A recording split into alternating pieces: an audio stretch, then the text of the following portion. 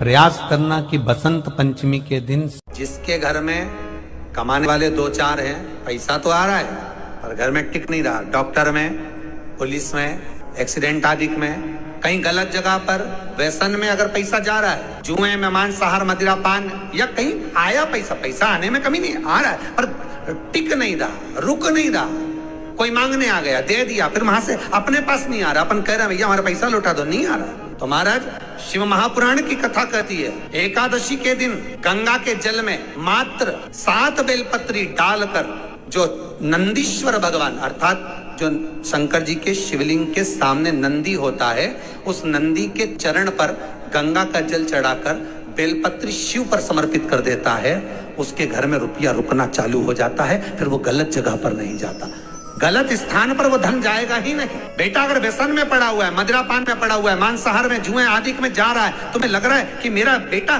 गलत मार्ग पर जा रहा है, ये मित्र दोस्ती गलत हो रही है, वो सही जगह पर रह जाए।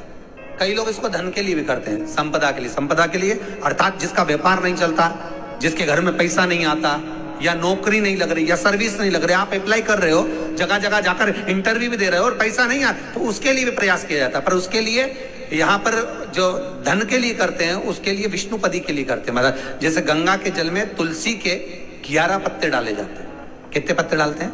11 तुलसी के पत्ते डालते हैं, और उसको किसी भी नारायण के मंदिर में, राम कृष्ण शिव शंकर नहीं, राम कृष्ण भगवान विष्णु दत्त आदि जितने नारायण के मंदिर हैं, उस मंदिर में किसी भी पात्र में, एक छोटे से पात्र में उसको भरकर रखी आते हैं महाराज, उससे भी जॉब, सर्विस, नौकरी में सफलता प्राप्त हो जाती है। परंतु वो भी एकादशी को ही होता है। कुछ देर तक एक मुखी से लेकर 14 मुखी रुद्राक्ष होते हैं, ये शिव महापुराण कर रही है। एक मुखी से लेकर 16 मुखी तक रुद्राक्ष होते हैं, ये स्कंद पुराण कर रही है। एक मुखी रुद्राक्ष लक्ष्मी की वृद्धि के लिए होता है, 2 मुखी रुद्राक्ष बांधाओं को हरने के लिए होता है, 3 मुखी रुद्राक्ष विद्या के लिए होता है, विद्या प्राप्ति। जो बच्चा पढ़ने में कमजोर होता है, 3 मुखी रुद्राक्ष का जल पिला देने पर उसकी बुद्धि विवेक प्रबल हो जाता है। 4 मुखी रुद्राक्ष खोई हुई संपदा को वापस ले आता है, 5 मुखी रुद्राक्ष भी संपदा को लाने वाला। कोई वस्तु घूम गई,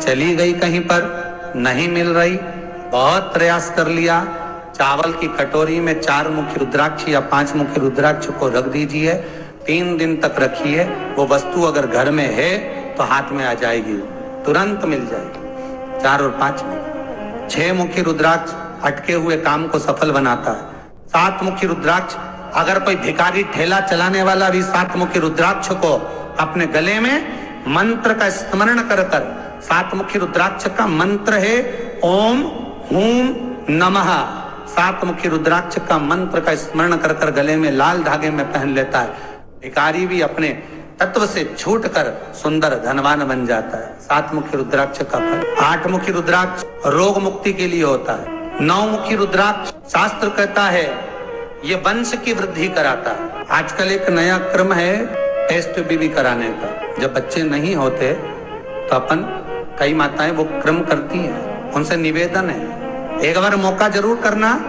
9 मुखी रुद्राक्ष को दूध में डुबा कर रख देना और उस दूध को रात्रि को पी लेना, कम से कम 2-2.5 महीना करना, महाराज गर्भ ठहरेगा। 9 मुखी रुद्राक्ष का दूध पति और पत्नी दोनों पिए। संतान की प्राप्ति के लिए 9 मुखी रुद्राक्ष प्रबल है। 10 मुखी रुद्राक्ष घुटने का दर्द, कमर का दर्द उसके लिए होता है। 11 मुखी रुद्राक्ष रोग मुक्ति के लिए होता है। 12 मुखी रुद्राक्ष ब्लड प्रेशर के लिए होता है। 13 मुखी रुद्राक्ष महाराज संपदा को बढ़ाने के लिए होता है, और 14 मुखी रुद्राक्ष वैभव के लिए होता है। ऐसे 1 मुखी से लेकर 14 मुखी रुद्राक्ष होते हैं, जो शंकर भगवान ने व्याख्यान वर्णन स्वयं तुमरुका जी के सामने किया। जिस समय शिव महापुराण विराम दे रहे हैं तुमरुका जी, भगवान शंकर ने अपने गले की माला निकालकर रुद्राक्ष की तुमरुका जी को दी। जब तुमरुका जी के गले में माला पहनाई तो तुमरुका जी ने पूछा इस रुद्राक्ष में क्या लाभ है, इस रुद्राक्ष का क्या फल है, आप मुझे वर्णन करें। शिव महापुराण की विद्येश्वर संहिता में ये सब वर्णन लिखा है। और अगर आप कहें कि गुरुजी हमको मंत्र भी बताओ इसके, तो आप गीता प्रेस गोरखपुर की शिव महापुराण को लाओ और उसमें विद्येश्वर संहिता को निकालो, और उस विद्येश्वर संहिता में रुद्राक्ष का एक एक मंत्र लिखा हुआ है 14 मुखी तक, कि कौन सा रुद्राक्ष का क्या मंत्र है, उसका कैसे नाम जपना है, कैसे स्मरण करना। चित्र को रखा जाता है, फिर वही पात्र का जल किसी भी वृक्ष के नीचे डाल दिया जाता है, उससे भी नौकरी के लिए फायदा मिलता है। दशमी, एकादशी और द्वादशी, इन 3 तिथियों पर एक रोटी में थोड़ा सा मीठा रखकर सोमक पितृ का नाम लेकर यदि गाय को खिला दिया जाता है, तो अगर कोई पूर्वज प्रेत योनि में भी पड़ा हुआ होता है, भटक रहा होता है, जिसको पिंड नहीं मिला, जो अचानक मर गया होता है, अधोगति में चले गया होता है, उस जीव की मुक्ति दशमी, एकादशी और द्वादशी, ये 3 दिन सोमक पितृ का नाम लेकर रोटी में, पूड़ी में मीठा रखकर अगर गाय को खिला दिया जाता है ये 3 दिन तक, तो वो पितृ कभी तो पितर कभी भी आपको परेशान नहीं करते हैं। पितर आपकी कुंडली से पितर दोष को एकदम से समाप्त हो जाता है। अगर आपको दर्शकों हमारी चैनल की वीडियो पसंद आ रही है तो चैनल को सब्सक्राइब करें दर्शकों, और कमेंट में श्री शिवाय नमस्तुभयम जरूर लिखें।